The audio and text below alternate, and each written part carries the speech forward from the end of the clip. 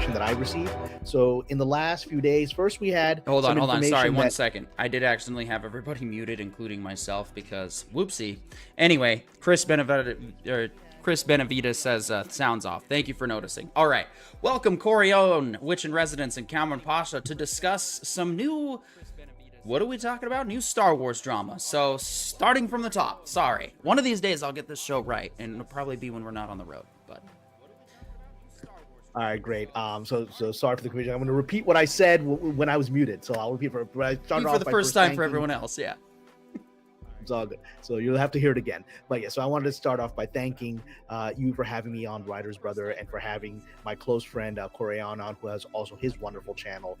And I have not been on either of your channels in a while, so I'm glad to be able to come on at this pivotal moment where we've had some very important breaking news. If information that I've received pans out the way it is pointing to, this would be what we've been hoping and waiting for years for most of us in Star Wars. But let me first start off with just a little context of what's been happening in the last few days with regard to information and misinformation. So let's start with the misinformation. So about a week ago or so, we started seeing some of our friends on YouTube who are, let's just say, less critical of information that flows in front of them, started putting out the old mantra again that Jon Favreau has quit Lucasfilm and he's out. He's angry with Dave Filoni, and you know we heard his parking space is still there, but he's for sure out. Yeah, he's out. Yeah, well, yeah, the parking space is a permanent memorial, I guess. But we've heard this before. I mean, we've heard this before. We have heard this all. Pictures and flowers and a couple of candles around it. Yeah. Yep. Yeah, I mean, the little shrine, but we've heard exactly this for all, or at least the last half of 2023, right? That's all we heard, and I was one of the few people in the Korean and you were putting out that doesn't seem like that's what's true, that Jon Favreau has left. But everyone, the entire consensus of the YouTube community was Favreau has left. Nobody knows how or why that story started, but everyone believed it. And as based on my contacts, he's still there. He's coming. He's got his parking space. He's working, so he doesn't know what's going on. But nobody listened until, of course, then in January of this year, 2023, Jon Favreau, out of nowhere, the person who had quit Lucasfilm, suddenly announced he's doing a new Mandalorian Grogu movie, and then all of YouTube went with that, and as if nothing had happened for the last 6 months, where they claimed he had quit the company. They quit the involvement in projects there. And as I've said on my Patreon, it's a lot like 1984, where you're told that we've always been at war with East Asia, yes, right? Yes. When in reality, for the last 10 years, you have been at peace with East Asia, and we're at war with, I believe it was Oceania was the other continent, right? And they just flip the story, and it just goes with it. We had that going on with this drama too, specifically with Disney. 1 minute it's Iger is our hero and the savior of what's going to happen at Disney, and then the next it's Iger bad, Pelt's good, and so what's changed? Yeah. I mean, the stories keep changing, and everyone that wants to, I guess, be trapped in soap opera drama flows with whatever the narrative of the moment is. But I try to be honest and consistent, at least to the extent of information that I'm getting. And it also, when I hear something, it's got to make sense, the nature of information that is publicly available. So when this came out about a week ago, setting aside any personal information I have from contacts with Lucasfilm or Disney, it just doesn't seem to make any sense. I mean, like, Jon Favreau just announced he's making a movie that's going to take a few years.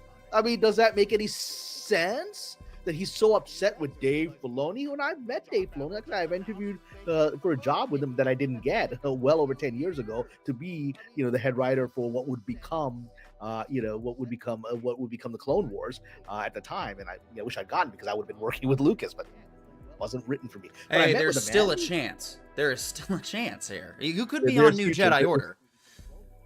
There's a future, right? But I met the gentleman, right? I haven't met him once, only met him once. I interviewed with him once, and I liked him. I got a little autograph. I had brought in my, when he had this book out of stills from the Clone Wars movie that just come out, and I got him to sign that, right? But the impression I got from him was that he was a company man. He was a man who understood that the best way to survive at a place like Lucasfilm, and much less even Disney, which had just acquired Lucasfilm, place to just keep your head low and don't upset the bosses, and just keep doing your thing and go with whatever they're saying until you can get your stuff done, right? I mean, Yeah, he's a company man. He's a smart guy, right? But he didn't strike me as this bold revolutionary guy. That's not how he survived. And so for him to be creating problems with Jon Favreau, who just announced he's making a movie, doesn't make rational sense. It doesn't fit the man I met. Doesn't fit the man we've seen. And the man that people keep criticizing because when Kennedy says go speak to this feminist women's group about how feminist Star Wars is, he goes and gives a speech about how feminist Star Wars is, or at least her version of Star Wars, right? Because I think Star Wars was always feminist, or at least old school feminist. And I thought it was, and everyone's yeah, like, oh, look at him, he's bought into the Kathleen Kennedy propaganda, Rey, strong woman, blah blah. It's like he's just a company man. He's gonna do what his boss tells him to do. So that doesn't fit into him fighting with Jon Favreau, who is more famous, powerful, and wealthy than he is. It doesn't make a rational sense for him to do that. But that's the narrative that went out, and it doesn't make rational sense that the more powerful person in that partnership, Jon Favreau, was like, I don't like Dave, I'm gonna quit. I mean, it doesn't make any rational sense, right? Look, it's in the corporate environment. It's important to remember that while eagles may soar, weasels never get sucked into jet engine intakes. So it's sometimes a lot better to be the weasel.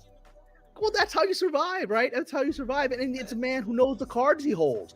Jon Favreau holds other cards, right? Which Filoni doesn't. So why would you create? Whatever. That was the narrative, and I'm giving context. So that was a narrative, and I posted on my Patreon. I was like, that don't seem true to me. And did we just do this already? But as we've talked about, and I think Corian mentioned on the Patreon, the economics of YouTube has been changing for a lot of people, and so it's getting a place where a lot of people I got to keep putting more clickbait out just to get the AdSense. I'm like, all right, it's unfortunate they're doing this, but what we noticed is there's a pattern. Now it's going to bring into where we are now, and then hopefully to where we're going in the future. So remember when this last drama happened, where there was mass misinformation, not just on YouTube, but in the general media?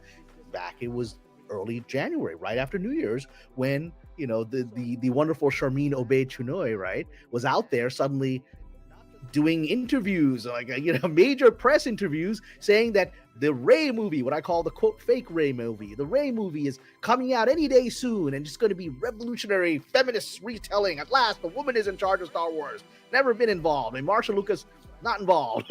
No woman's been involved.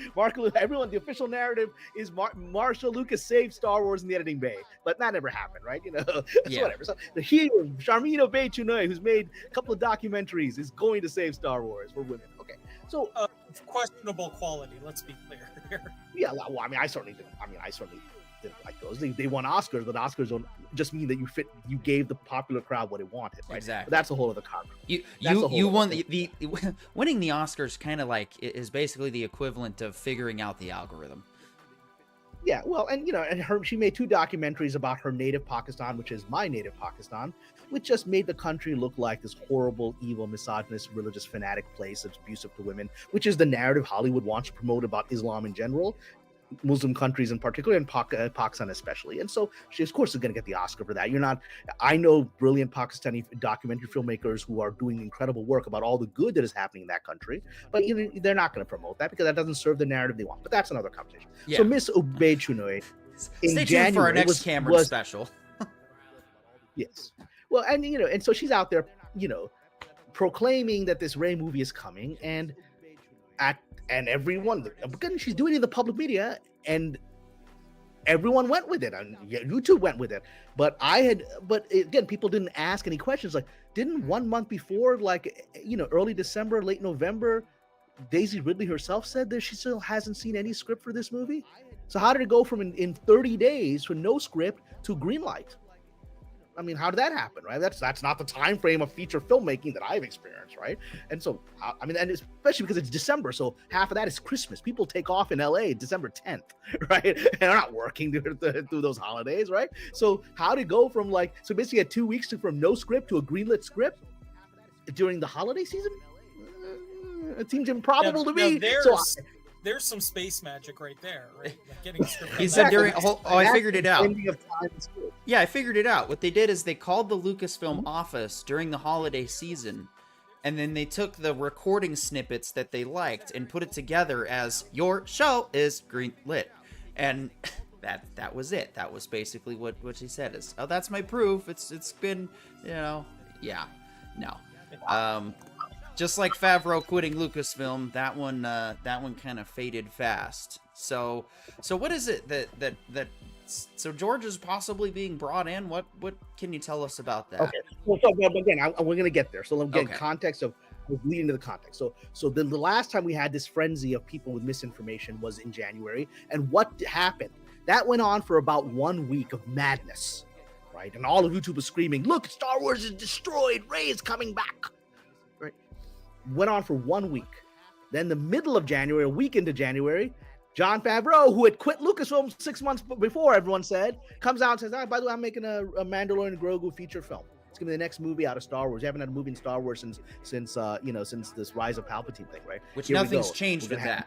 There has been no coming out of since then that, oh, Jon Favreau is now promoting his fake Mandalorian and Grogu movie. No, the trades still hold that Mandalorian and Grogu is still... Actually, I think I read an article a couple of weeks ago that specifically said it's still happening. Stephanie Janizek, Smuggler's Cantina, says, "Hey, guys. Hey, good to see you." And, of course, Ranger Donnie is what he's going by now. Looks like Sentai Ranger Donnie. Good to see you as well. So all right, so we've seen how Jon Favreau handles people messing with his business, right? He lets the fervor go for a couple of days, lets people trap themselves in their false narratives, and then he destroys everything. He's really good at waging the one-man war. Exactly. And and I'm sure it really annoys him. I'm sure he's working really hard. I just want to make good Star Wars. I just want to make good Star Wars. And then these morons show up that he can't control and run around, say stupid things, and everyone buys it, and then it's like he's got to deal with this crap instead of making Star Wars. So he puts it out, and and of course, that silences. I like to say, Charmin got squeezed. She's squeezed out of the picture, right? You don't hear about her anymore. The Rey movie's gone. Nobody's talking about it, right? He took care of it, right? So we had this situation a few days ago where suddenly people are saying Jon Favreau's quit again. So he's like, all right, looks like we have to deal with this now, right? Because as usual, everyone is screaming in despair. Even now on my social media, people are saying, "I'm not going to watch anything. You're saying Lucas is about to put out something new. I'm not going to watch it until it's, because the sequels have, are still in place." I'm like, we're still stuck with that narrative, right? But we'll address that in the course of this conversation, that the sequels are not still in place. But anyway, no. So what happened yesterday or a couple of days ago in response to the new stupid fervor? We had Star Wars Theory, the largest YouTube channel, by far. I mean, Korean, do you know how many? Does he have 500,000 or more subscribers? He's got 3.3 million last I checked. Yeah, I was actually 3.3 to 3.5, somewhere in there. Okay, so this guy is the juggernaut. Yeah, well, I mean, you can just look. I'll get back to you. Yeah, this guy is the juggernaut of Star Wars YouTube, and he's like the one ring to rule them all, right? So suddenly, thank you, right?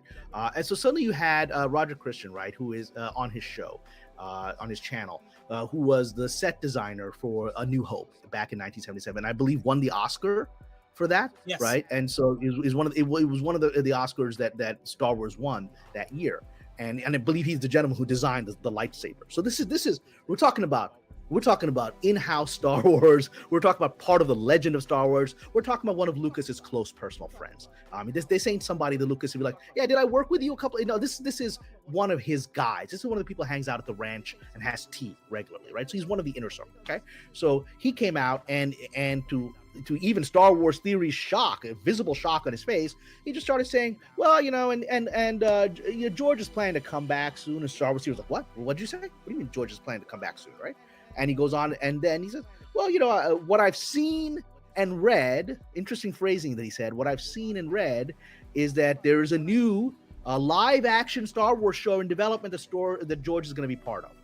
And even Star Wars was like, "What's happening here? Is this breaking news? What's happening?" I mean, his chat blew up. Everyone's like, "This guy, Oscar winner from Star Wars, who built this lightsaber, is just casually laying out George Lucas is planning to return, and there's a live-action series." So that suddenly silence for a moment, Jon Favreau is quitting and Star Wars is dead and blah blah blah, and suddenly everyone's like, "What's this all about?" Right?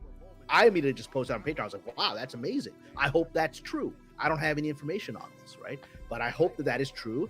And then this morning I received a word from the contact that I have inside of Lucasfilm /Disney, who codenamed Sparrow, who has been largely proven right throughout this, right?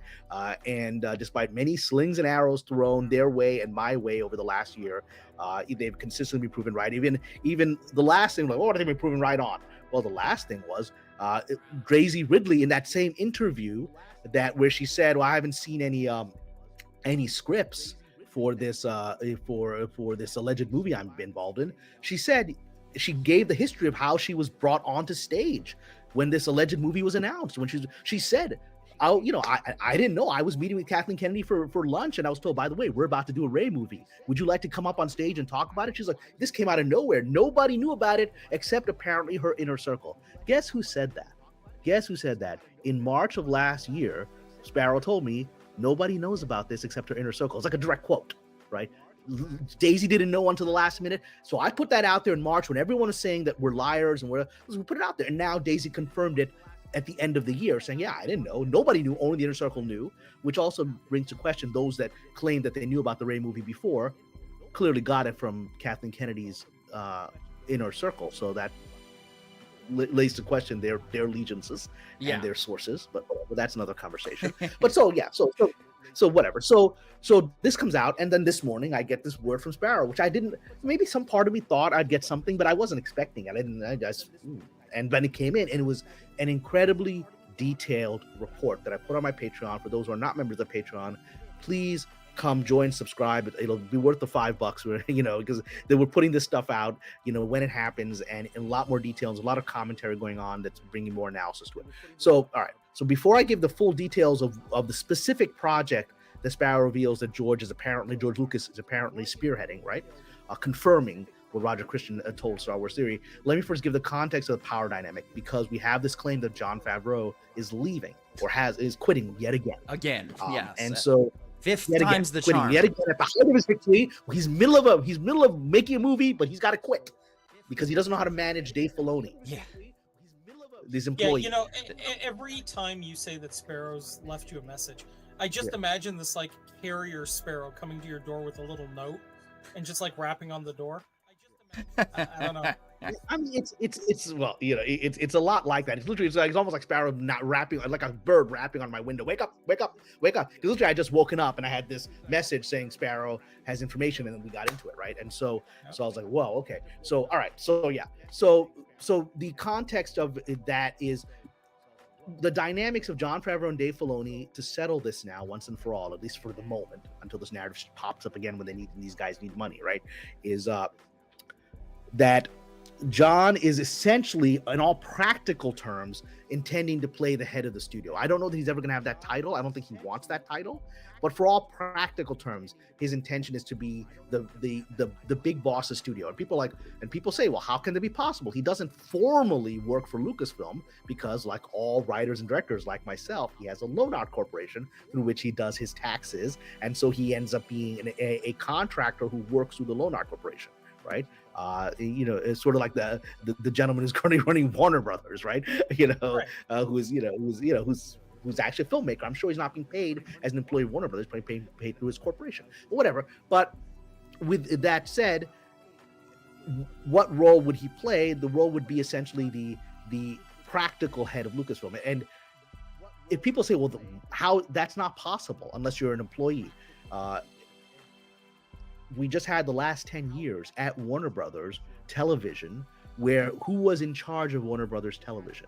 It was a showrunner named Greg Berlanti, who had, at his height, had something like 15 television shows, like Arrow, Flash, Legends of Tomorrow, Superman and Lois. He had 15 shows on the air. I mean, the gentleman's worth a few $100 million, right? And at that time, he's a showrunner. And the reality was he wasn't running any of these shows. He delegated. He can't run 15 shows. He delegated all of those shows to his employees, right? Who was his other writers he hired, who ran the shows and answered to him. And he was the shadow boss of everything. And he made, even though he's probably not involved in any of those shows in any direct fashion, he was making the most money out of all those guys because it was his name that was getting those shows greenlit. And he essentially ran Warner Brothers Television for a decade.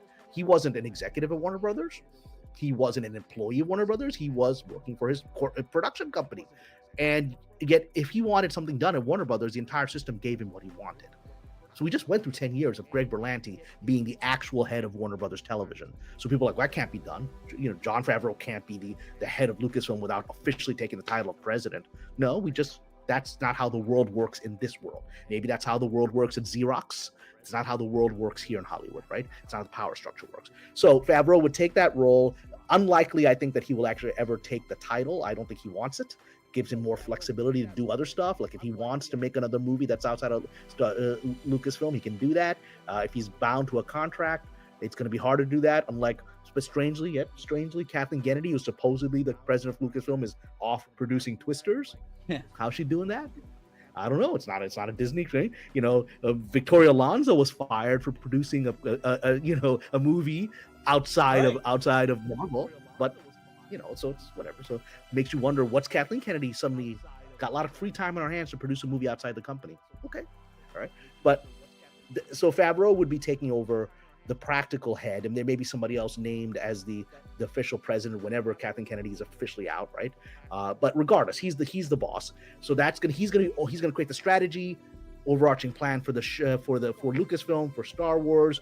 And then who's going to run it day to day on the creative side on his behalf? Like I said, Berlanti had people running the stuff day to day while he strategized the Berlanti vision for Warner Brothers, okay, which was very successful. And so that would be Dave Filoni. So that's the context that we have. So in that reality, Dave Filoni is looking to win a jackpot here. He ain't going to be messing with that dynamic. You don't rock that boat. You don't rock that boat because at the end of the day, who has more power? Who's the Hollywood powerful filmmaker? It is Jon Favreau. Dave Filoni, still to my knowledge, has not made any major feature film that's not animated, right? His plans for making a Star Wars movie, which is probably going to come after Mandalorian and Grogu now, were his efforts to debut as an actual live action feature filmmaker, which I know has been ambition his entire life. He still hasn't gotten it. And even now, just as he's about to get it, who eclipses him? Jon Favreau eclipses him, right? So who has the more power in the situation, right? But so he's gonna play along with that. I would play along with that. Why not? Yeah. You want me to practically? He's what he's trying to do. The day-to-day guy running Lucasfilm is what he's been trying to do for 20 years. He gets it, right? And now we get into what specifics that Sparrow revealed to me, which I think are pretty remarkable. It's some of the most detailed information that I've gotten, and the details are on Patreon. So basically, I will paraphrase here, or I'll just quote it. I'll quote it from my Patreon. So this is what Sparrow said to me. I'm going to quote: George, as in George Lucas, will not be taking over the studio, but he wants to create and wants to work with Dave to do it. There is a new project being set up. Here we go. There is a new project being set up. It will be post Ahsoka season 2. We've had it confirmed, I believe, in January of this year, right around the time that Mandalorian Grogu movie was announced. Dave Filoni said to the trades, to Variety, that there is an Ahsoka season 2 in development, and so we're not going to leave it as a cliffhanger where she's. Which, if I recall correctly, has been one of Sparrow's leaks from Jump. Exactly. That's that you remember correctly that Sparrow was saying they already planned it out. They had a second. That was last summer. They had the second season planned out. They obviously had to make some changes with Ray Stevenson's tragic passing, right? But Sparrow laid out for me what the storyline plan is for season 2. He laid that out for me back in June, July, right? And so that was then confirmed in January, right? When people said, no, Ahsoka didn't do that well and they're not doing any more of it. Well, when you say it to the trade. I would like to touch on that real quick. As it turns out, I found out later on that because in my exchanges and discussions, acknowledging that Ahsoka didn't quite do what it was supposed to in bringing new fans up to speed, which is typically what you want to try and do when you do a different medium from animation to live action. However, it was pointed out to me, and I did follow it up, that Ahsoka actually did pretty good.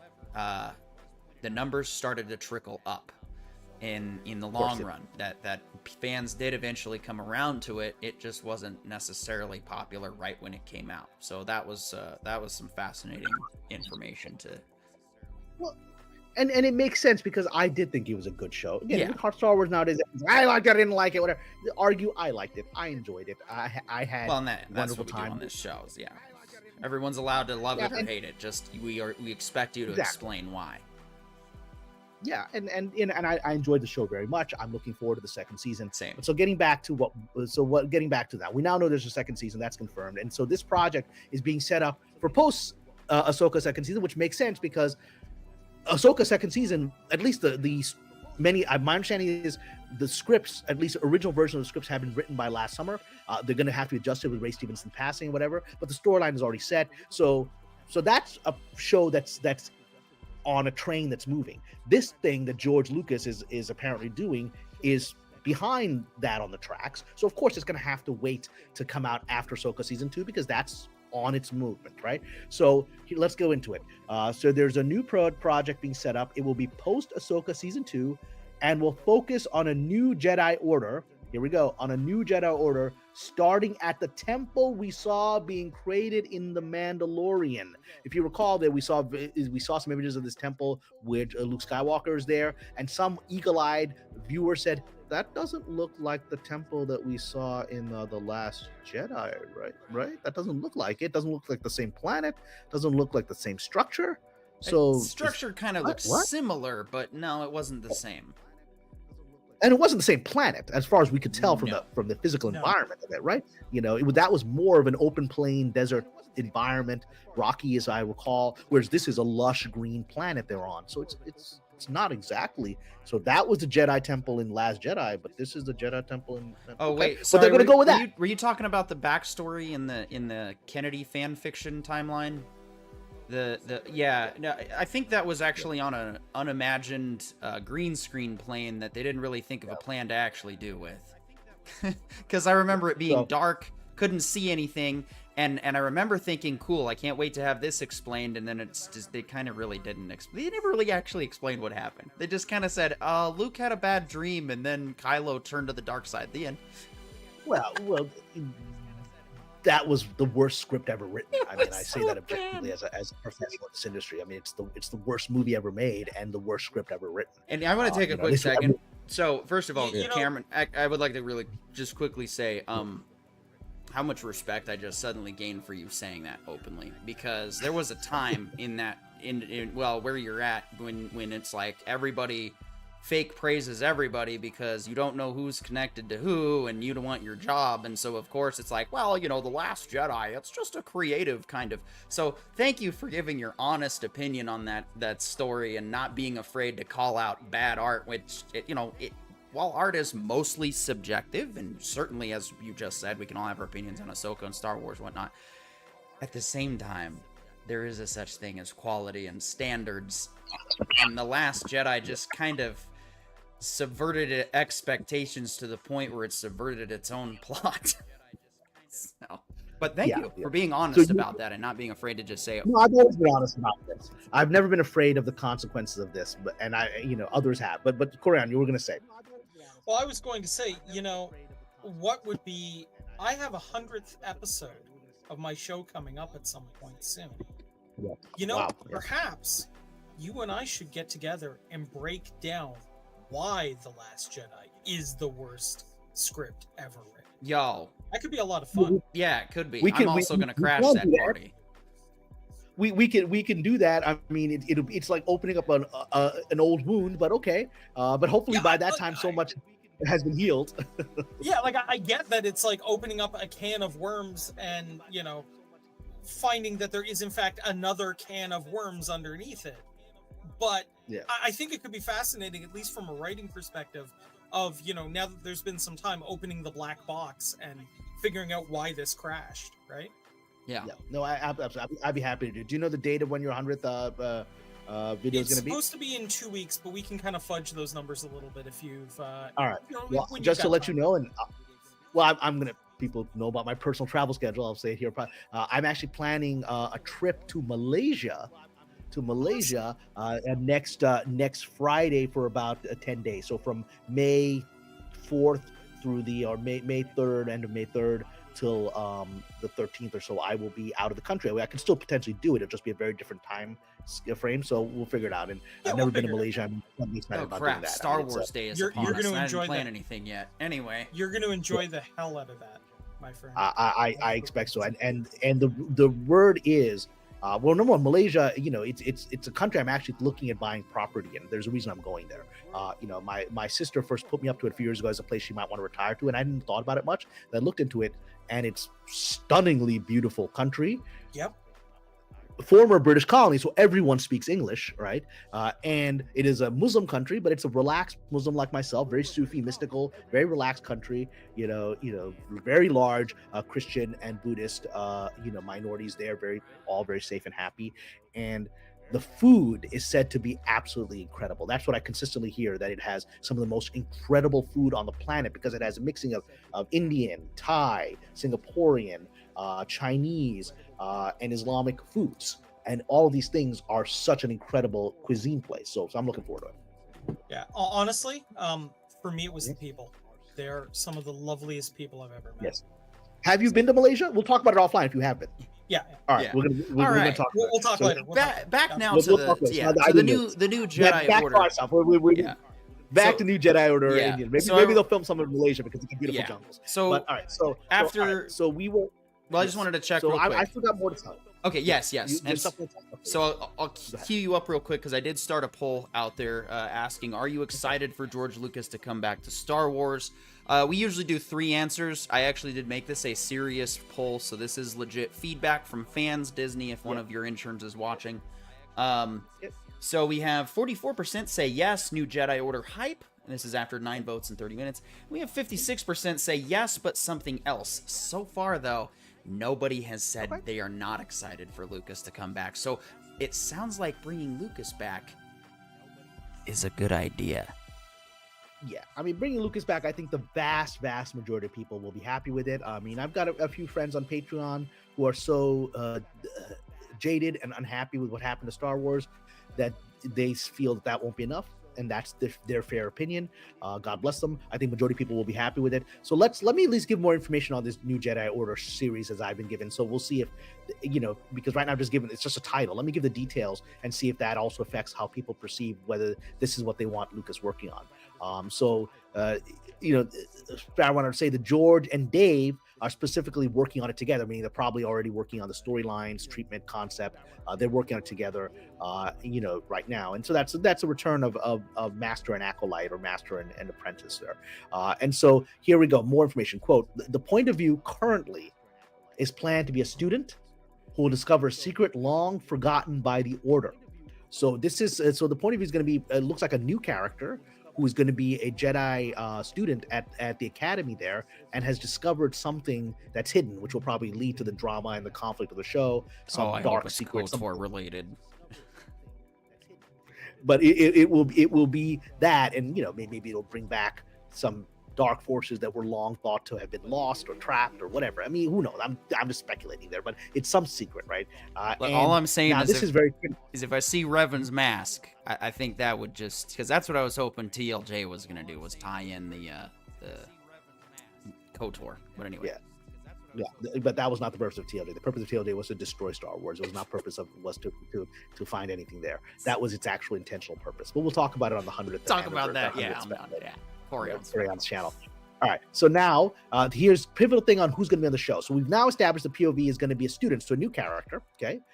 And now what about our favorite? So here's what Sparrow says, quote, Luke, Leia, Chewie, and Han are set to make cameos, with Luke being more regular and the rest, like maybe one of them per season, using the tech, sort of the facial de-aging or AI tech that we've seen before, hopefully improved and getting better with time.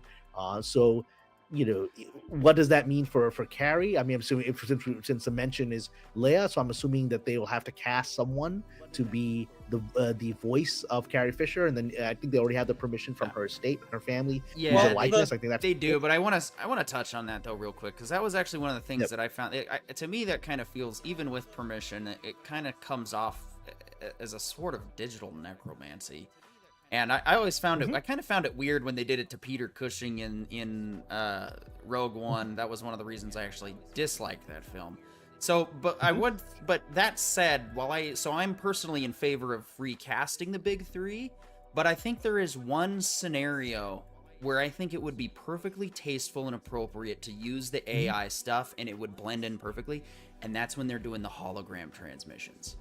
Is if they put the face over them and they're doing the then we can then people are like, wait, that looks like the original, and then it goes back to the new cast character, look-alike, But then then that's a way that yes, we can keep that there, and I think that's an appropriate and really dignified use of that technology at that point, because then we're paying homage to their original image while giving it a justified reason of, oh yeah, it's on the hologram, it's just the distortions of the view, of the holo imaging. And then we also get to actually have like fresh actors who get a chance to play these heroes too.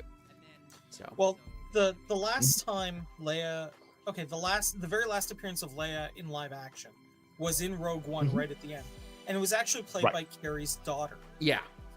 That they did the overlay on. Oh, so Carrie's daughter was the stand-in for that? I didn't realize that, but it makes sense. Yes. So I kind of sit there going, and that's sorry, Corey. I'm kind of okay with that. Sorry for the correction. That's backwards. Rogue One came first, then her last performance in Last Jedi. Oh yeah. No, I mean, yeah, that's correct. Yeah, but that was more that was more taking out takes that were never used from the yeah. So yeah. Well, because she does appear, I'm sure she does appear in the Rise of Palpatine as well. But yes, Last Jedi is the actress's last performance, correct? Yeah. So no, yeah, you continue, Karen, please. Yes. But yeah, so and I mean, if Carrie's daughter is okay with this, I'm way more okay. Right? Like if and if there's almost kind of a I want to say like a beauty to the younger, like the daughter like carrying on the torch there. So if they do that again, I'd be really fine with it personally. Yeah, that's also a bit more tasteful. Yeah. Yeah, I mean, Billie Lourd, she's a good actress. I mean, she was actually one of the few good things. And I mean, the actors weren't the problem in The Last Jedi. The actors were all good. They were good actors who were just given. Everybody. This is Rogue One. Yeah. Well, yeah, Rogue One. But I will say this. Yes, I will say this. Everybody showed up to do their job at The Last Jedi. Everybody wanted to be there, except the writers. The writers were like the ones that just kind of the writer procrastinated on the assignment. Yeah, they're that guy that procrastinates on the group assignment, doesn't turn in the script until like the night of the deadline. Well, it's the opposite in this case. This guy just turned in whatever garbage was in his head first draft by his own proud admission, and they said, "Let's film mess." I've never. He just here's my rough bad here's my rough vomit version of a movie. Oh, I'm looking forward to this 100th episode special, Corey. No. We're gonna make this. Okay, we're gonna make this. Doesn't make any sense. Okay, just give me $100 million. Give me a deal for Netflix for $300 million. I don't care. I'll make it. Yeah. Your funeral, not mine. I don't care. And so that was whatever. So all right. So this is what we know. So that sums it up. But the pivotal thing that Sparrow wanted me to say, look, is that this is all still very much in creative flux. There are obviously very real conversations happening, such that we now have this being revealed to Star Wars theory, right? So it's reached a stage where it's not just sitting over coffee. Hey, George, think about coming back maybe someday? No, they're obviously having a real plan here. They're having a plan. They've thought this out. They've got a character. They've thought out some kind of storyline. It's been practical. However, as we've seen, things change at Lucasfilm. Things change. There's forces that Jon Favreau cannot control, which are Disney's economics, Bob Iger's politics, all that stuff. So there's things that may cause this to go in another direction. So those of you who wrote that you want something else, you may end up getting something else. And in a worst case scenario, none of this happens. It's possible. Worst case scenario, none of this happens. We've got Lucas. God bless him, is very lengthy in years. So he doesn't have I wish him many more years with us, but it's a realistic chance he doesn't have a lot of years with us. And so the best thing would be for them to at least just get his name on something, and hopefully he sticks around long enough to actually see it come to fruition. But even if they approve a George Lucas approved story for a show and he then leaves us, it's still created by George Lucas when that show premieres, right? Exactly. And I think, and I don't, at his age, as some people in the chat are pointing out, that it's going to be rough on him to be. So I don't think they're going to put much more than George. What are your thoughts? Oh, you want this character? You want to bring Revan back? Whatever. You want to do that? Okay, and Filoni's taking notes, and then their team is going to go figure that out, right? Their team's going to go figure it out. So I feel like if Dave is smart, he's using George like a resource. Like it's more of a I'm sitting down, I'm throwing ideas at him, see if he likes it, doesn't like it. Yep. And if he has feedback on an idea on where it could go, then I take that and I use it. To me, it seems like the idea is George is kind of sitting in the passenger seat navigating, Dave is driving, and John is the guy who's in charge of the stoplights and like the stoplight and green light. Yeah, he's the one go or stop. Yeah, and he's the one that's going to talk to Iger and say, I need this much money, right? He's going to want to have the leverage to go, I need this famous star on the show. Like, I mean, Filoni, is going to, while I'm sure people will respond to a call from Dave Filoni, a big movie star that you want on your show is going to respond a lot faster when Jon Favreau calls him.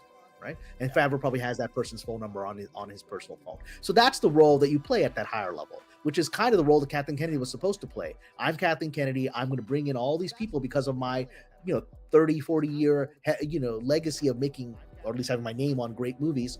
And it didn't end up being that way because she decided, and instead of using her power that way, she decided to just go with whatever was the flavor of the week. Right, Ryan Johnson was popular at that moment. Let's go with him. Colin Trevorrow was popular, and then he became less popular, so she dropped him. So I mean, that's just how she used her power because she's not secure in that network of relationships like John is. But that's another conversation. So yeah, so it is possible this won't play out any of the way that we've heard today. So I don't want people to say, Cameron, you said this. I'm like, well, I don't control any of this. Yeah, I don't think Jon Favreau controls any of this. I mean, I don't think nobody controls it. Everyone's just participating in a process. That's all. Pretty much. And I think that's fair to say, like, hey, this is early, but here's what we're hearing, right? Mm-hmm. Yeah. And it's and that's why I worded the poll the way I did, and now we're getting some more feedback. Now we got 12 votes in, and it still seems people are excited for new Jedi Order hype and excited for Lucas to come back, but it does seem like there is now some dissent that they would rather not have Lucas back on Star Wars, which there was a time where I probably would have agreed, but now, I mean, after going through the sequel trilogy and the Kennedy fan fiction arc, I'm like, if it's better than Episode 2, just even slightly, then we're fine. Like, it's gonna be better than all the sequels, so it's. Yeah, and well, let's go with the possibility that the show really does happen this way. That is currently being discussed internally, and I'm sure that the fact that Sparrow knows about it, it's actual internal discussions. It's not just like a coffee conversation, right? I'm sure there's paperwork flowing around because we had the gentleman saying on Star Wars Theory that he saw and read things. Well, read what? I mean, he didn't read it in the trades. He didn't read it on any news article that George Lucas is planning to do a live action show. So when he makes a slip of the tongue, if that was a slip of the tongue, and I don't think it was, but when he uses that phraseology, I saw and read things, right? Or I heard and read things. I think that was the phrase he used. Well, he's reading certain things, probably emails. Maybe he's been given a treatment. Maybe he's been asked, hey, you have some ideas for, could you bring out that stuff that you and I talked about years ago, for that we didn't put into Return of the Jedi, but maybe we can use it now. He may be being asked because this guy's long deep into Star Wars. He built a lightsaber, so there may be stuff that George never used. That's like we could put that in the show. So hey, do you still have the designs for that? That kind of thing, right? This guy would be consulted.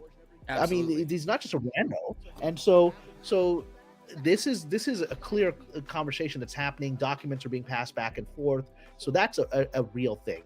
And that's the best we can hope for right now. But let's say it happens. Then to answer my friends who have expressed their consistent displeasure that the sequel trilogy in their mind is still canon, I don't believe it is. I think that was killed in the Rise of Skywalker. I heard. I actually heard before that. In Rebels, the second that Ahsoka is saved by Ezra is the point of divergence. Yeah. Well, that's exactly it, because her voice appears as a Force ghost voice, to suggesting she's passed away, she's dead. Yeah. Right. But she doesn't appear to be. She's not. She's been saved by. So she would have been dead in the original story where Vader killed her. Right. Right. And then Grogu wouldn't have. Right, and then the Grogu wouldn't have reached out to Luke at Tython, at which point he would have been taken into the into the Remnants' custody, while the Mando and friends were all wiped out by the Dark Troopers. So so I think it's already been retconned, but some people I need do more too. proof than that, right? Yeah. Some people need more proof than that. And I think, let's say this show comes out, and let's say we start watching the show, and if it's a new student, we have to presume there's going to be a few students, right? It Yeah. can't be just one person. There's going to be a few students, probably a bit of an ensemble cast, right? For us to go, this one student, probably the least likely one, is the one that finds the secret, right? And then we follow their journey, right? Like Luke Skywalker was the least likely guy to be the hero, this farm kid. So it'll be that. It'll be the unappreciated kid in the Jedi Academy, most likely. That's what I would write. And so we'd have a few people in the Jedi Academy. What if, and my instinct is, Ben Solo isn't amongst those students, right? Yeah. Ben Solo isn't amongst those students. And so the official mythos of The Last Jedi is he was the first student. Well, that's already been shattered because Grogu was the first student. But all right, well, let's say you still don't buy that. They're like, well, they meant first student in the real academy, not just like first random, guy that Luke trained on by himself. Okay, whatever. You can keep rationalizing it. But let's say we see the academy and we don't see Ben Solo.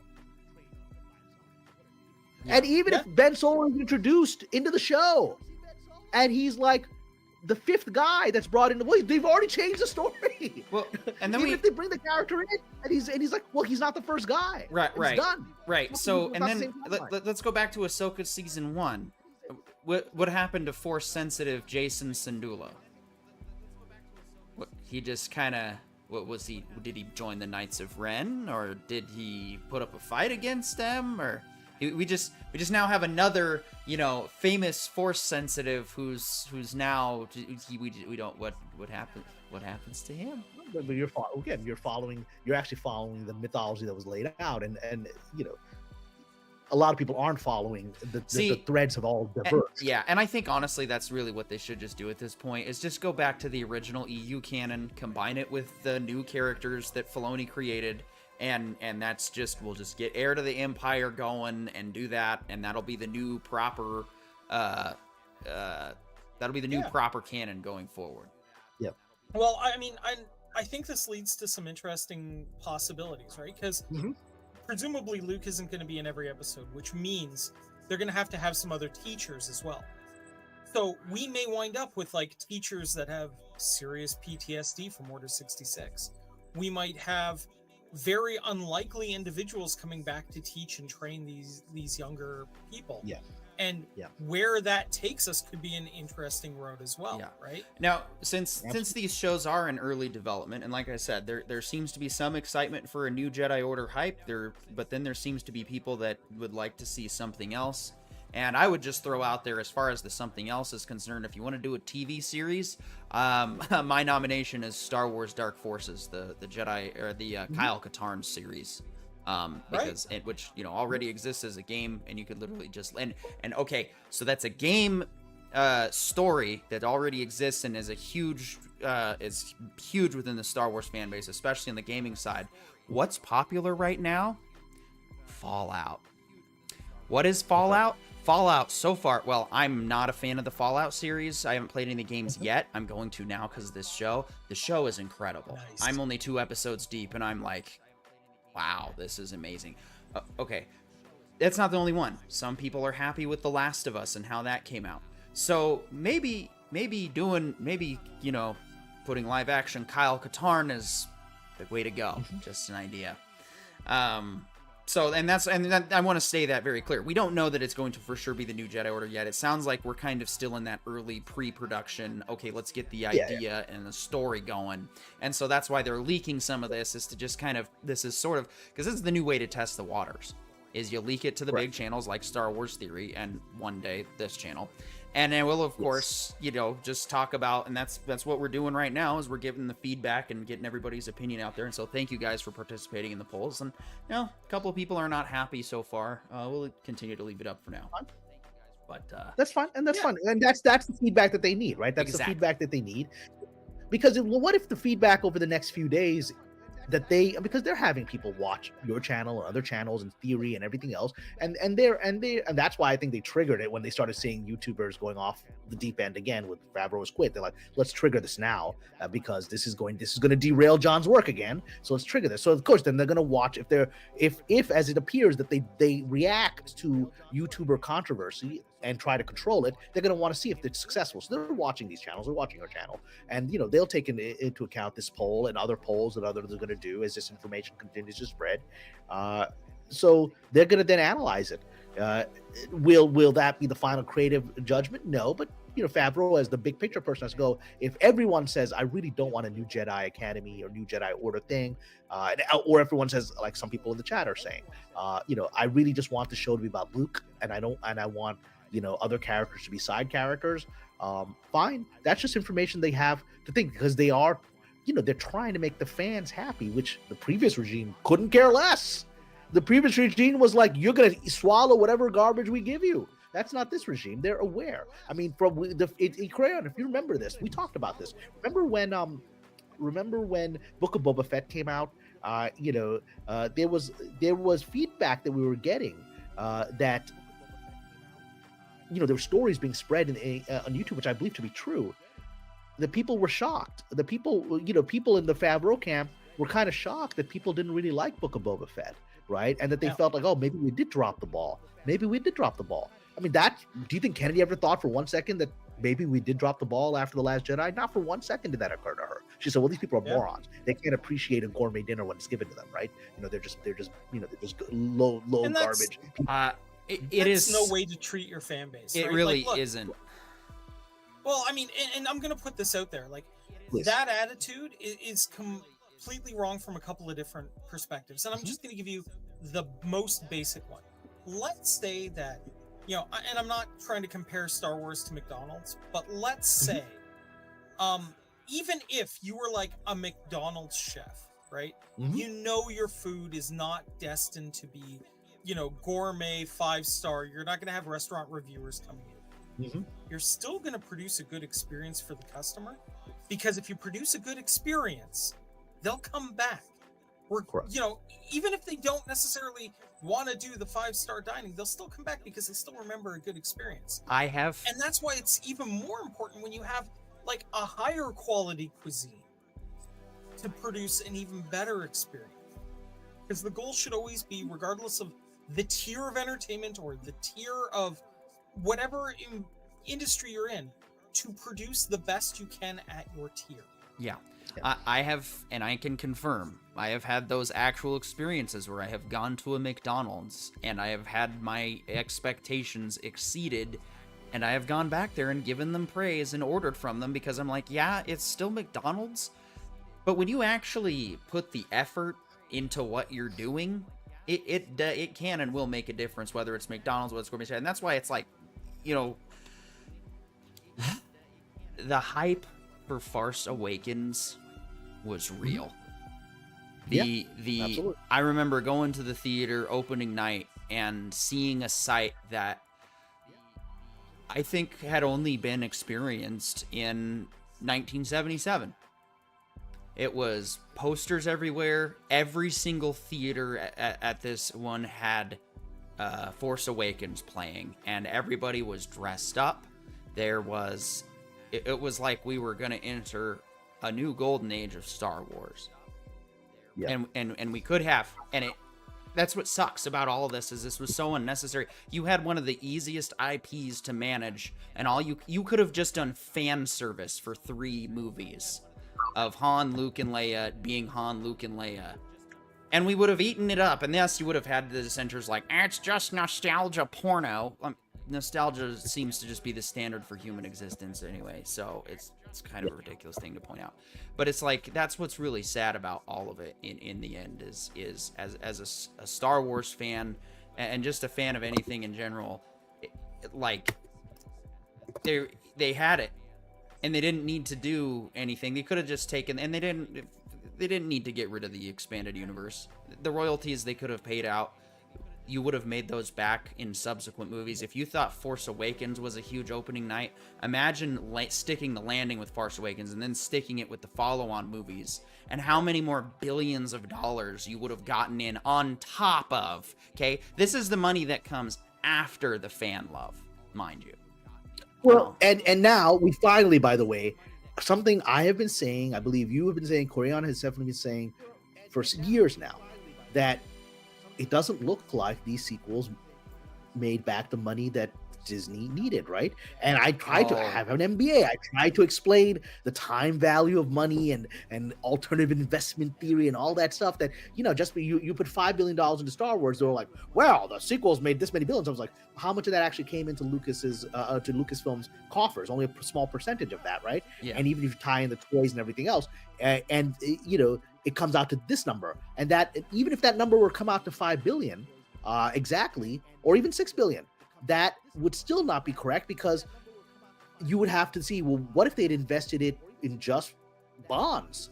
What would have been $5 billion left passively at this interest rate would have made this much by this number of years. It would have bloomed to 11 or 12 billion. Well, have they met that level of just passive investment? No. So it's a loss, right? Jeez. I made those arguments for years and nobody listened. And now we've had 2 weeks ago, 10 days ago, we had Forbes do this very important article where they had an investigative reporter who's also now looked into problems at Marvel, but she did this incredible article where she broke down all the analysis and said there's no way that Disney has comped back its money for the investment in Star Wars from the sequels. It's not possible economically. And that's from Forbes, and that was put out there, and so that settles the issue. The one trade you do not want, just talking openly. You don't really want any trades like talking bad about you, but when it comes to talking about your wallet and your finances, you do not want to end up on the business end of Forbes. Like, it's, you don't want Forbes saying you've been lying about how much money you made and you're not profitable. You don't want that as an investigative article. That's how you want Forbes, because I gotta get some Disney stock. Average people read it to make investment decisions. CEOs read it to make investment decisions. You don't want that as an investigative report. But that's what's out there. Yeah, I want to. The Economist are the two that do that. Right? I want someone to live stream that next investors meeting call at Disney, because that's gonna just be a. So why is Forbes saying Star Wars lost money? Well, you see, it really Forbes said Star Wars lost money. Why is Forbes saying Star Wars lost money? That's why they're just gonna have AI voices doing the questions and not real people. And honestly, why is Bob Iger the greatest CEO ever? Yeah, and honestly, that discussion has probably already happened behind closed doors, because I seriously doubt Forbes runs an article without Iger giving his okay, go run it. Yeah, no, I mean they had to run it because this is a big thing. Forbes could be sued by Disney for misrepresenting them and hurting their stock price, right? And so this had to be approved by lawyers to put that article out. And that makes an interesting point, though. Mm-hmm. What if this was an intentional move? That they're going to that's what I think it was on economic malfeasance. Well, I mean, we've known this for years. Why is this? It's always a question as timing. Why is this coming out now? I've been saying this for 5 years that they're not making money. They're not going to be profitable, right? They're not going to cover the whole of the investment. I've been saying it on YouTube, and I'm like, what do you know? You only got an MBA. What do you know? Right? I mean, I've been saying this, but now, why now? You're just a Hollywood. You're just a Hollywood writer with an MBA. You don't matter. That's why you're on the Writer Brothers. And a law degree. Don't forget that one too. A law degree. I got lots of stuff. But why? But again, let's look at the timing. This comes out a few days after Bob Iger successfully secures his position from the proxy vote that he's in charge, and then a few days later you have this come out, right? And then now followed up with a follow-up report by the same reporter from Forbes. You want to go? They're both on my Patreon. Come read it, and you'll find those articles. Who says that Marvel was been understating by at least $100 million, at least the expense of Quantumania from Ant-Man and the Wasp, and that the loss is probably that they made on that they suffered on that movie is probably closer to 250 million to maybe 300 million dollar loss, which is massive. That's up there with the Indiana Jones loss, right? And so why would those two come out? It's because why are those two being targeted? That's the kind of thing you do to have people go, oh, well, who's responsible for that? Well, Kathleen Kennedy's responsible for not making money back for Lucasfilm, and who's responsible for Marvel? I guess Feige. So it feels like there's a coup there's a effort to remove these two from power. I mean, I think Kennedy's been gone officially, but an effort to just have her publicly no longer there, because now you're having Forbes, which is a mainstream magazine for average investors, right, being told that these two studios are lying about the money they've made. They're lying about it. And, you know, the Marvel thing was even more shocking because they went into details of, look, these are the shell companies they use in England to hide the numbers. That was real. Unlike some of the people claiming to be investigative reporters, these people actually are investigative reporters. They found the shell companies. They analyzed the economics, said this doesn't match up with what you said to Variety. It's not what you said. And these are the filings you gave to the UK government under the shell company that we found, right? That's real investigative journalism. But again, who's authorizing these two hits to happen right after Iger has all his power? It's almost as if Iger, because now Iger has the power to suppress that information, right? So why is it coming out? It's because Iger's like, I need to get rid of these two clowns once and for all. Can you start letting people know this is the word? Yeah, exactly. So and then the timing of Lucas being leaked, that Lucas is coming back to Star Wars, not something Kennedy would want. I don't think anyone believes Kathleen Kennedy would want George Lucas back to overshadow her legacy, whatever that legacy is. So that's another indication. We want to let people know. We want to let people know this legacy crap is over. This person who Forbes is now saying did not bring a profit back after 12 years, which still unprofitable. This should have been, you know, there was an article that when 2012, I read this, I don't recall if it was Wall Street Journal or where it was a financial analyst projecting, because the trilogy had been announced in 2012 when they bought Star Wars, when Disney bought Star Wars, they announced a trilogy along with the announcement they bought Star Wars. And this person then this analyst projected what those three movies would do. He said the first movie is going to make $2 billion, what would become The Force Awakens. He was right. And he said the second movie will, as you said, you know, PD earlier, the second movie should make 2.5 billion, and the third movie should make 3 billion. That was a projection in 2012 by Wall Street financial analysts, which was a rational projection because you would presume they would get it right and each one would get better, which is what happened with Avengers. And like, well, that's impossible. Avengers Endgame made 3 billion, if I recall correctly, right? So that was achievable. Yeah, that was achievable. But what did we see? We see 2 billion. Analyst is right because that was correct. Then The Last Jedi, 1.3 billion instead of 2.5 billion. So that's 50%, just under 50%, or just a little over 50% of what it's supposed to have made. And then the final one is 1 billion with Rise of Skywalker when it should have made 3. And so that's 1/3 of what was projected by Wall Street, which had excitedly projected these figures, right? That is a disaster. Who's responsible for that disaster? The person that's being, you know, she who will not be named in the Forbes article, but we all know who it is. Yeah, exactly. There's honestly, I think this is, you know, we've already seen a couple of signs that Kathleen Kennedy's going to be formally removed. I think this is just another sign. Oh, definitely. No, right. she has no control over anything, and I know all the Reddit blobs out there of, oh, Kathleen Kennedy showed up for work today, and you know, it being confirmed. Yeah, by the way, those Reddit blobs are always wrong. I remember when we reported, right, you know, about, you know, what Sparrow was saying that she's not in the office, right? They're like, oh, I saw her in the office. And it turns out the Reddit blog saying that I saw her in the office. I saw her in the office. She was like, well, how'd you see her in the office? You know, Frank just posted a picture of them in the UK together. So you're just making it up. Whereas my person's actually in the office going, she ain't here, right? And so people believe Reddit. Yeah.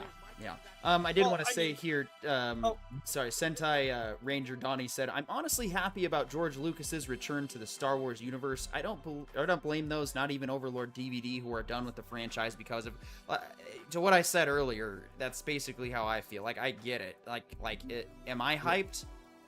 Look, my hype is gonna have to be earned again. I'm gonna need to see some steps start to, like, I understand, you know, and there's some dissent in the Patreon, even like people like, I'll believe it when I see it, and it's like, belief is irrelevant, but that's okay. You know, I get it. We get it. We're tired of all of this, and we just want good Star Wars, as Proto Badger said. That's all we wanted. I know. This is, to those of you who, you know, the wokeists out there, I'm gonna spoil the big anti-woke agenda this whole time. We the sensible, rational people, which is like 80% of moviegoers, I just wanted to watch good Star Wars. I know. Yeah. We are racist, homophobic, sexist, Islamophobic, whatever stupid ism, tism, this, that, who cares? We are all of that. That's right. We're the garbage brothers now. Well, that's what we're just going to call Star Wars has always been political in the archetypal sense of politics. Right. It's about speaking truth to power. Exactly. About rising up against oppression. If you are right wing, you think certain people are oppressing you, you want to rise up against them. If you're left wing, you think certain people are oppressing you, you want to rise up. It's a universal thing. You know, insert ideology and oppression here. Beat the bad guy. Exactly. Yeah, and so everyone gets Star Wars, right? Yes. You know, it doesn't need to be woke because Star Wars is revolutionary inherently, and you interpret it as you wish. Yep. It's about fighting power and injustice, and you take that message however you like. You don't need to add to that message because it's already there. So with all that said, my friends, I ask your forgiveness because I have to actually get ready. I have a call in just a few minutes. And I haven't had lunch, so I'm going to get some food, and then I've got to get ready of my second call. So if you gentlemen want to continue talking about this, I just have to head out. Probably for at least another 30 minutes. Yeah, because the chat is excited, and so everyone, please stick around here. You know, I will throw in before I go. Let me throw in my Patreon link into the chat. Yes, please, you know, please do. Yeah, and I think already some gentlemen, always please, you know, if you can, support Kamran, and when you get the opportunity, you know, count on him to come on here as well, because we love Kamran here. You know, he's fantastic. Yeah. And I kind of look at us as the second line, you know, kind of support to Kamran's Patreon. But it's a fantastic read. He's always got amazing articles in it. Yeah. And you mentioned just fascinating pieces of information. Yeah. And I'm sorry to put you on the spot, you know, like asking, you know, a girl to marry you in front of a crowd of people. But you did mention earlier on the show that you have not only you've noticed your own absence, but you've missed being here. So I'll follow it up with an email later. But I did have a crazy idea, and maybe we can just get some fan feedback from anybody who wants to. But we could try to organize a once a month around your schedule show. We call it, I don't know, my working title's Coffee with Kamran to start. We can change it or whatever, but basically give you a chance to come onto this channel at least once a month, because we also know you're busy doing your screenwriting, and whether we've got, you know, juicy news, or if you just want to come talk screenwriting or rant about Last Jedi, it would kind of be basically be the Saturday show, but Kamran's special show that we can do once a month. And then if you decide, you know, to squeeze it, it'd be great if we get up to twice a month, to be perfectly honest. But at least you would have that one visit. And just think about it. It's not. It's okay to say no. I'm very flattered. I'm open to it. I love coming on this channel. It's all about my schedule. So yes. we'll you know, I like to come on regularly. I love to come on at least once a month. Let's talk about it on you know, by DM and by email as to scheduling. Like I said, in May I'm going to be traveling to Malaysia, so it's all about figuring things out. Yeah, we don't have to start this right away. And then of course, guys, if you want to, now is the chance to give Kamran your feedback. If you guys want to see Kamran on the Writer Brothers at least once a month, this is the time to start pressure to the new poll. But again, thank you all. Everyone stick around. This conversation can continue. Yes. Both these gentlemen have a lot to say. You know, and you know, already I've had people come from your channel just now. I think have joined the Patreon. So thank you very much for that. Thank you, guys. And we did pick up a new subscriber, Socks Bulletins. Welcome, welcome to the Writer Brothers. That's great. So you've taken your first step into a larger world. All right, and Korean, you and I are going to talk about Malaysia offline. Yeah. Because I want to know your experiences. Great. All right, God bless everyone. Stick around here. Peace. Yes. Take care. Take care, brother. Peace and long life. Well, that's it's always a treat. Like I said, that's why, yeah. And it sounds like he's at least open, and we'll get some details on that. But yes, guys, if you guys want more Kamran Pasha, but the Patreon just isn't enough for you, because, well, let's face it, he's content on the Patreon is good, but yeah, he doesn't have a YouTube channel. Just saying. Anyway, We get only to be the post on there, Cameron. like- We get to be a Cameron YouTube channel, I should say. The other sort of official, unofficial place you can, of course, catch Cameron is Latino Slant. Somebody else that I actually need to drag on this show someday. You know what we should start doing? I have an idea. Before we start inviting people to the Tuesday show, we should just bring them on the end of the world. Because maybe. then we can vet like who they really are, just as casual people, and then we can see if you can put your hair up. It's a kind of backwards thing. I think the rule should be they have to get a perfect score on Oshawa Man versus Florida Man before they can join the Tuesday show. That's good. Yeah, we missed that. That's sad, but we will for sure be back this Saturday, and of course we missed you guys Tuesday. Unfortunately, this Saturday, I'm actually part of a fundraiser for my daughter's school, so I am going to be away. But yeah, just join on your phone and broadcast the fundraiser. I wish I could, but sadly no. Well, that's all right. All right, so Star Wars. We need to get back to the Star Wars conversation because that's what everybody wants to know. Is George Lucas coming in to save Star Wars? Well, you know, kind of like the title of Episode 4. We do have a new hope to hype up about. But what was? Yeah, and I feel like he's doing his Alec Guinness Obi-Wan Kenobi impression. That, you know, he might be a little too old for the ship, but the job's got to get done. I feel like he's finally gonna do Star Wars the way that he thought he was gonna get to do Star Wars when he sold it. Because see, my impression of George Lucas is that my understanding is that, you know, one of the reasons he didn't do Star Wars on his own or himself, or the only reason he kind of just went with the Clone Wars to start, was because he didn't want to deal with any potential backlash anymore. He just wanted to make Star Wars, and that's that.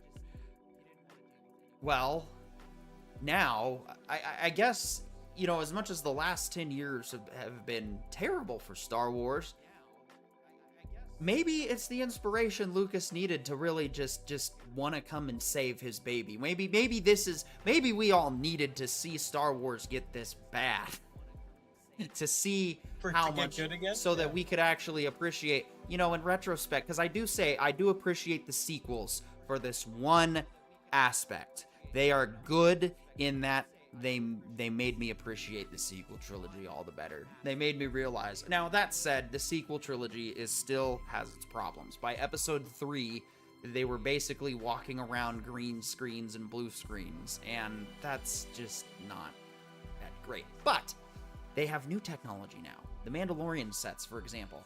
I did not know that there was not a single shot of location shooting for any of the seasons of The Mandalorian, at least as far as I know. It was all in-house because of the realistic studio that Favreau developed while doing stuff over at Marvel. So yeah. Proto Badger says, if they do not make sabers what they are meant to be, if they do not make sabers what they are meant to be, if not, I'm not into bendy floppy lightsaber crap. Yeah. I think what he's trying to say is, we need lightsabers to slice and saber again, not just be glorified. See, it didn't bother me as much because I'm already desensitized to the lightsaber baton concept. You see, I'm one of those losers that plays Star Wars: The Old Republic on purpose. And in that game, your lightsaber can take multiple hits to you can beat on a Mandalorian, and you can also get gunned down pretty easily by Mandalorians and gunslingers. So your force powers aren't even. If you overthink the balancing in the game, you realize the force and being a Jedi is pretty weak. Yeah, but it's a video game. It's supposed to do that. The whole point of it is to Jedi Knight, one of the best Star Wars games ever made. Without the cheats, you still have that lightsaber baton effect of going through the person and nothing happening. Now, of course, you can fix that. In the PC version, you get the realistic saber combat, and of course, then you can slice and dice people up, down, left, and right. It's a lot of fun. But that's the expectation for lightsaber play in Star Wars. Well, I mean, the thing that I like to try to remember whenever I see somebody get sliced by a lightsaber and not absolutely die is that a lot of we saw this in Rogue One, I think, very expertly. That the Force is really, like, the real power of the Force is plot armor, right? Like, if the Force doesn't will it, it ain't happening, right? If the Force decides that you're immune to blaster bolts until you flip a switch, that's what's gonna happen. Yeah, the thing is, it's really funny how that plot armor works, because it's like the stormtroopers must have all trained with like auto aim or something, because when they got into real combat against a live target, all of a sudden they're like, not a single hit lands on anyone. Well, not see, even grazing their clothing. But you see, this is why it makes sense that it's the Force doing it, because the Force is just subtly redirecting the bolts, and that these guys actually are good shots. So, like, after a fight and, like, where they missed Luke the entire thing, even though they, like, emptied the clip on him, they're, going back to their barracks going, like, how did I miss that shot, right? And they're, like, going to the range, and it's, like, into the bullseye every damn time, and they're like, I don't get it. And then some bantha dog here puts a picture of Luke up on the target just to be a jackass, and the shots just bend around him again. And everyone's like, I don't get this, but okay, right? Yeah. One of my favorites is a college humor where one of the stormtroopers gets shot, and then he starts like, ow. He's like, wait, what? You're alive? Yeah? What? But how? The armor took most of the shot. Wait, that can happen? Usually when we get shot, we just die. I've never seen this happen before. The armor actually saved the guy, and then Han just bolts back in and shoots him dead. It's pretty funny. So Lord Trinan goes, only Imperial stormtroopers are so precise, right? Right. Force redirects the shots. What about when shooting at people like Han who aren't Force sensitive?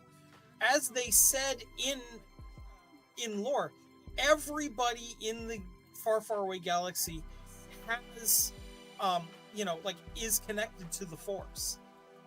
So, Han, shooting people and it hitting is because the Force wants that guy dead, right? Really, you can blame all good and all terrible things in the universe on the Force based on what we know, right? Your car doesn't start, that's the Force, man. Yeah. Right? John 42 says, in the words of Forged in Fire, lightsabers need to cut and kill, not be a glorified light stick cattle prod. Well, I mean, look, I get where you're coming from. I'm just saying that, like, every time we've seen somebody survive a lightsaber slash, yeah, and I'm not talking, like, survived via, like, luck and catastrophic freaking work. It's been because they have a larger destiny to play, and the Force has intervened. Yeah, right? And I also think that Han was Force sensitive and either wasn't told or decided to keep it to himself or so. I don't know. With how he lucky may not have been sensitive enough to control stuff with his, like, to brain toss somebody around the room. He had Force luck. Yeah. Right. So, I mean, that's my opinion on it. Is that the Force's best representation on screen is as plot armor. Yeah. Lord Trinan says, but then there's no such thing as skill and maybe even free will in the Star Wars galaxy. I mean, there's definitely an argument to be made there. True. And also, the way that the Force works, it kind of is like it kind of is an aimbot. Yes, you can direct it, but it can also control your motions, and that's why Luke is able to, do the thing with the Seeker droid, which, yeah, I don't know. So Daniel Larson, wait, if Lucas is only working with Filoni, that means Doomcock's rumors about Favreau quitting must be true. Oh, look, Daniel, here's what I'm going to say about Doomcock. Okay, for the record, right? Having talked to the person behind the mask offline, he's a pretty reasonable dude, and he has a policy that he's put in place for his own reasons, that he will report anything that is reasonably credible that has been put to him, whether it's logical or not, but he's providing it, and he's making it very clear that this is information provided to me by a source that I may or may not know in real life, that may or may not have their own agenda, and so on and so forth. So he's covered all his basics.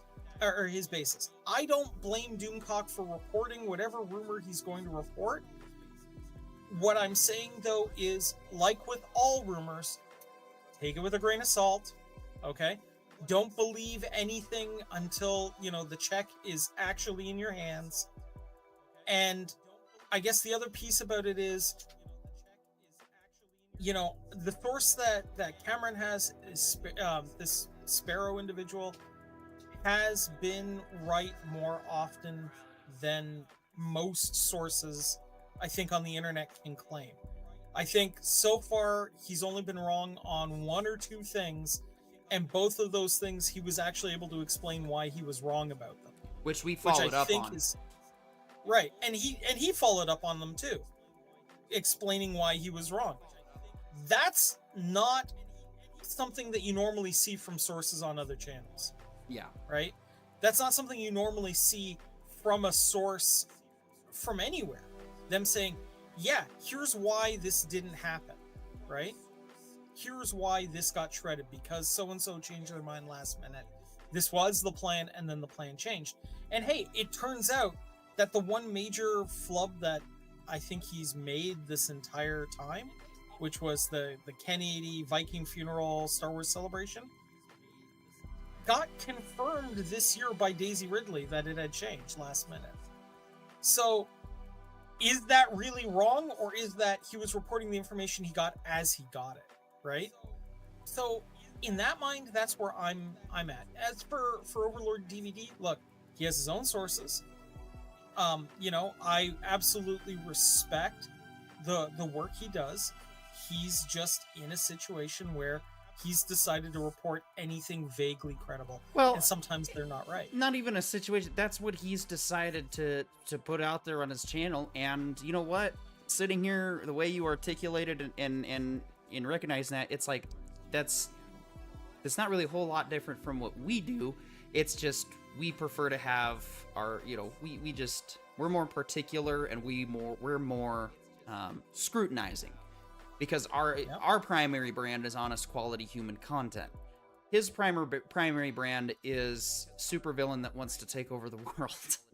So right. And he can. So it actually is even better for his channel and his brand to be that guy that says, "Here's all the information.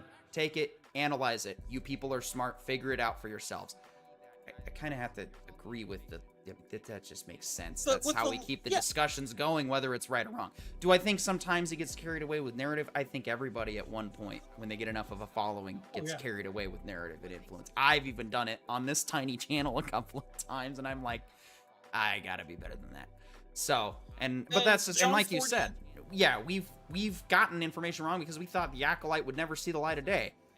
Well, that was the plan, was the Acolyte was going to try to never see the light of day. Unfortunately, as information about it continued to come out, it was going to have to see the light of day.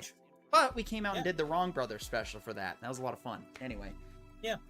And John 42, if I get what you're saying there. Like, if I was Doomcock, I would rather be known for reporting facts, not knee-jerk reactions, just to tackle the algorithm for eyeballs, clicks, thumbs, and comments. John, okay, I'm going to try to make this make sense. And it is a challenge because YouTube is a strange hydra of a beast, where, you cut off a head and, 4 more take its place and they're all angry at you. But here's the best way I can put it. Doomcock is well over 500,000 subscribers at this point, okay? The amount of money I've seen him make on a Friday night live stream alone is probably comparable to what my 2-week paycheck is at my 9-to-5. With that in mind, it is in his business to make sure, especially going into summer, where traditionally YouTube drops off while everyone's out at the cottage, to make as much money as he possibly can to be able to get through that lean time beforehand. I don't blame him for reporting on anything that gets attention to his channel if this is his primary income. Okay? Oh, that too. I am absolutely lucky that I have, another job I do so that I can do this not necessarily as my full time and be more or less enslaved to the horrors that are the YouTube algorithm. Okay? I'm also going to say this. Doomcock has never actually said something is 100% factually true when he doesn't know for absolutely certain that it isn't. Okay? So I don't believe he's lying to get clicks or anything along those lines to get clicks. What I believe he's doing is, as Obi-Wan taught us, what he said is true from a certain point of view. He's hyping And up his fine. Yeah, and he's hyping up he's doing his thing his way, and we're doing our thing our way, and Yeah. we have the common goal in mind of keeping the discussion free and flowing. And because we've taken our honest quality human track, that we kind of have we have different standards we have to abide by and adapt to and change to in order to live up to that brand. Doomcock doesn't have to live up to that. Therefore, he can He has his own be code he can be that guy that puts because here's the other thing. Sometimes in rumors, some decent ideas can end up coming about that certain creators or studios hear about and go, "Are we doing that?" No. We are now. So it's like there's purpose and necessity in the discussion, and so it's like that's thank you, Corion, for taking the time to explain that, because it's like that puts a better perspective on Overlord DVD overall. And you know what, he's a talented showman from what I've managed to see, and I've never seen his face. Yeah. So that if you think about that, someone who can bring people to the table from behind a mask. Yeah, it's not what I would do for myself, but again, I'm also just a different brand and on a different track. So I would also argue this, and I think this is an important thing to remember too. It takes a fair bit of work to provide engaging content on YouTube when they can see your face and read the emotions on your face. It's a totally different animal when no one can see your face, you're behind a voice changer half the time, and yet you can still get people into the emotion of what you're saying. So dude's got skills, dude's got quality. Now, and Lord Trinan, I just feel we do a better job here. Lord Trinan says, money may be good, but the headache from chasing the algorithms and trying to draw attention still sound like too much. So glad I kept my channel up. That's kind of how I felt. Like, I need to be better about promoting and whatnot, but these are just small marketing things that I can do to just better improve and get more visibility on the channel. I stopped chasing the algorithm, I think, about 3 to 6 months into the launch of this channel, because John, you, and I realized that we are what we are, and one day the algorithm may favor us and get us our gajillion subs. One day we may never ride the algorithm and we may just slowly build up. But here's the thing, you know what you get from us. We don't hide anything, we don't push anything. We've been straightforward about the fact that we're just honest people that are going to give you our honest opinion. And my honest opinion is that George Lucas coming back to Star Wars is, in fact, a good idea. Do I think this new Jedi Order show taking place after Ahsoka Season 2 is the way to go? I don't know. I think it's a good idea to consider, and I think that it's something... Personally, I think if we're going to do a live-action Star Wars show, let's get Knights of the Old Republic going, or, like I said, let's get the Kyle Katarn live-action TV series going, because that, actually, doing the Dark Forces series... One, we get a new actor in to play Kyle Katarn. And two, we can do all that cameo stuff while the new Jedi Order is being set up, and while we just do, Kyle Katarn things in the background. So that's my opinion. What do you think, Corion? And then we'll get into, actually I do, yeah, and then we'll get back into some comments. I think having the POV of a Jedi student to be the right way to go. it's classically been the POV character, really, when you think about it. And I think if they were to have, as an example, Kyle Katarn be one of the teachers at the academy, so that occasionally the kid goes on one of the kind of Kyle Katarn side pieces, and we get, kind of like a third hand accounting of those, of those missions, making them part of canon, like making the games part of canon, and letting us visit with some of our favorite characters throughout the history of Star Wars would be a cool way to do it. Like, I would love to see, for example, Cal Kestis be one of the teachers, right? From the Jedi Survivor series of games. That'd be great, right? There are a lot of little pieces of lore they could pick up and run with, too. All of these could be fun. Oh, yeah, absolutely. Lord Trinan says, I'm cautiously optimistic about George Lucas returning. I'm still traumatized by how badly Russell T. Davies has been botching Doctor Who since his return after we had such hopes for him. And yeah, that's definitely something to be concerned. I just realized, Corion, we've got Rogue Council in 3.5 hours, don't we? Yeah, I gotta get going. So, we're sorry to cut the discussion short, guys, but if you want us to come back, I mean, not that we won't talk about Star Wars, but it won't be the first thing we talk about tonight. Please join us on Corion's channel, youtube.com/@Corion. Corion's going to throw in the link before I cut out the stream. Yeah, I was actually going to say, tonight we're actually going to be talking about predictive programming. So, yeah, speaking of algorithms. Yeah. So, like, for example, how The Simpsons keeps getting all of these things right about the future. Yes. So after 1 hour and 19 votes, this is where our poll finally stands. We have 52% yes, new Jedi Order hype, 31% yes, but something else for George Lucas coming back to Star Wars. And no, not really all that excited for Lucas coming back.